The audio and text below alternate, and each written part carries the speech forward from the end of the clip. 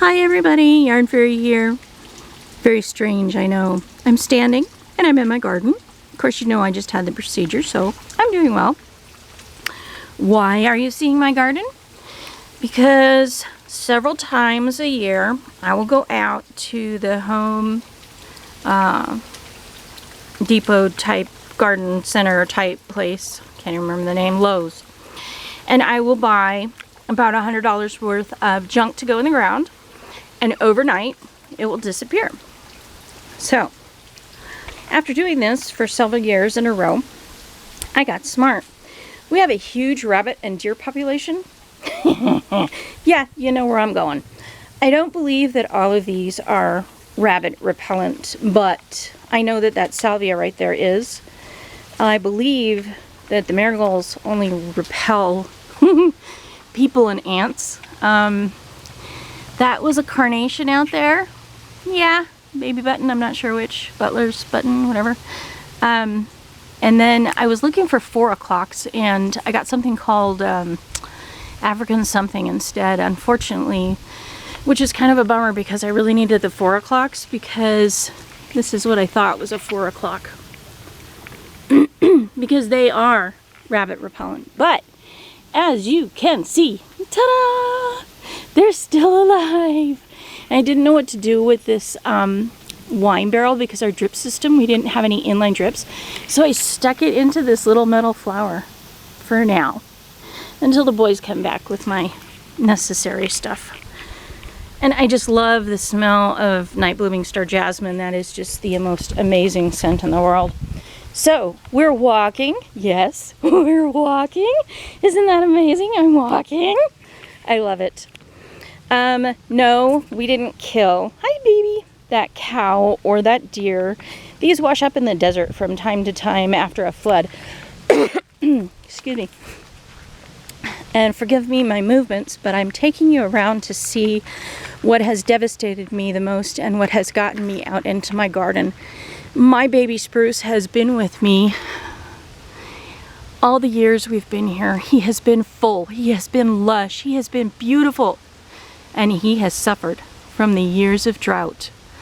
I'm telling you, this broke my heart. So we put some Job spikes in and he's got 2 drips on him now. I'm hoping to revive him. But this is the second time this year. So I sincerely doubt that he's going to come back to me this time. It's a shame. But you never know. I mean, these trees are so hardy, aren't they? Everything has to be to live here. It's like almost 100, and this is my view. Unless you plant it, it will not come unless it be shrub. Which, these aren't bad, and you know, this little flower's not bad if it covered the entire ground. But unfortunately what we get are star thistle, which have this major sharp point and everything, and I don't know, it's horrible. This is what we call the D, said because our house is straight and this is a circle, a semicircle around the house. This is what we call the first platform of the D, and I was always planning on setting up a bunch of trees there. Never happened. Wanted to get as far as that fence, never happened. You know why? So we won't go into that. This is the spring planting of lavender. This is the current one. Hopefully these will revive because they're back on the drip system, and I promise to water you. This is a butterfly bush that has been with us for many years, and this is what happens to things in the desert.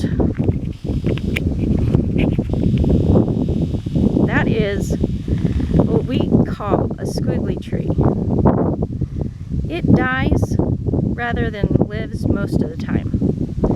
That's one that's lived because it's at the chicken coop. Yes, that's a chicken coop. And yes, it should belong to this house.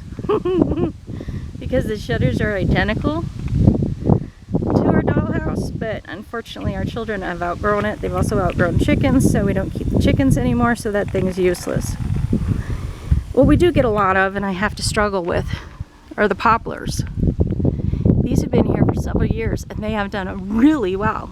and they are no longer on any watering system, which is a good thing because sometimes we just forget to water. That said, there is a poplar that the boys took and wove together. There's like 3 trees in one there. Now can you imagine what's going to happen when the bark, when the tree, I don't even know what to say.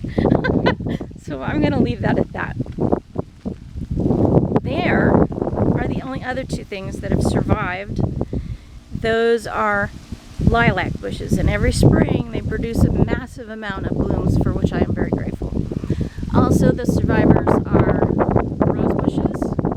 We have a plethora of roses every spring and summer. And yesterday, let's see if I can get a zoom on this. My husband planted one thing.